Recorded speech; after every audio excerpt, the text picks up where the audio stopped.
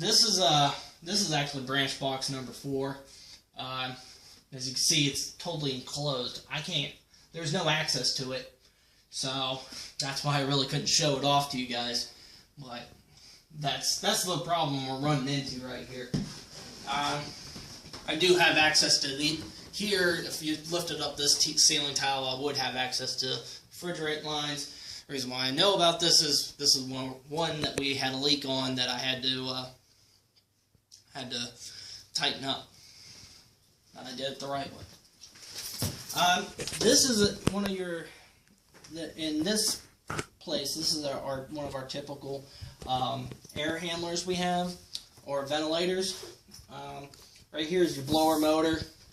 You have one coil in here, and it's supposed to do hot or cold. The main thing about this is, and what a lot of people don't know, it's 100% heat pump. There is no backup electric heaters in these things. Not like a traditional system, or a lot of people think about old heat pumps where they used to have little electric coils in them for backup. Not anymore. With this newer system, they have 100% heat pump. So if you got a problem, you could potentially be in trouble.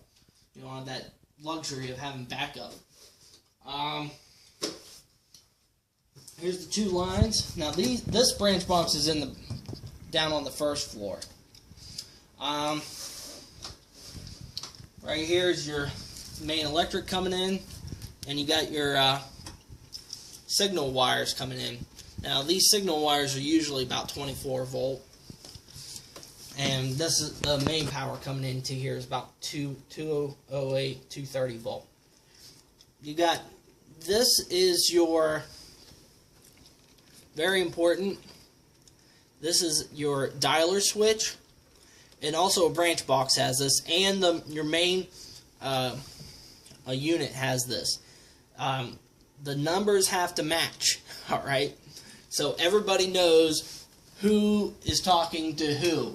It's something that is pretty much, it can get really confusing, especially if you're installing. Maintaining, you just got to make sure they're right on the, they stay. If you're a maintenance personnel like me, nobody's screwed with them, alright? Right here, it has one main control board right here. Basically, this has got your your signal wire throughout the whole system we have here. This control box, it goes into this computer board. Now your main electric, it goes in and goes behind this whole thing. I can't show you. It goes into control transformer.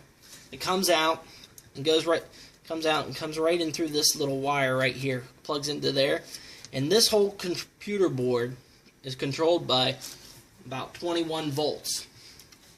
Basically, if you don't see that red light on, you got one or two problems.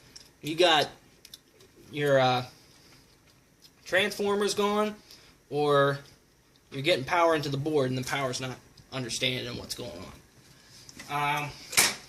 Up here is what I might have mentioned before, is your ME controller, your set point controller. It's an older style, but it's that's if you wanted to, just basic thermostat. Rare for those things to go bad too. They're pretty much tough as nails. Obviously, here's a filter. This is a heat, as I mentioned before, the heat pump. When you change over to heating, to cooling, to whatever you want, it takes its time. You're not going to get something that's right then and there. I don't know how many times I've gotten service calls to come out here, and by the time I get to there, it's fine, because somebody when they came in, they clicked it on, and it was 80, and they want it down to 70. Well, they click it down to 70, and they're like, what? What the heck? It's not cooling. Because it wanted the heat first, Now you want it to cool. Now it's got to take some time for all the solenoids and everybody to communicate correctly. This is one style of ventilator right here. Come follow me and I'll show you another style. There's approximately about 5 different styles of air handler for this system. Another style is this. It's a 4-way style. It's got the air coming in 4 ways. It's sucking through the middle and it's going out 4 ways. Your ME controller's right here, which is kind of different. Then you also have the traditional wall mount units. You've probably seen them in restaurants or other various places.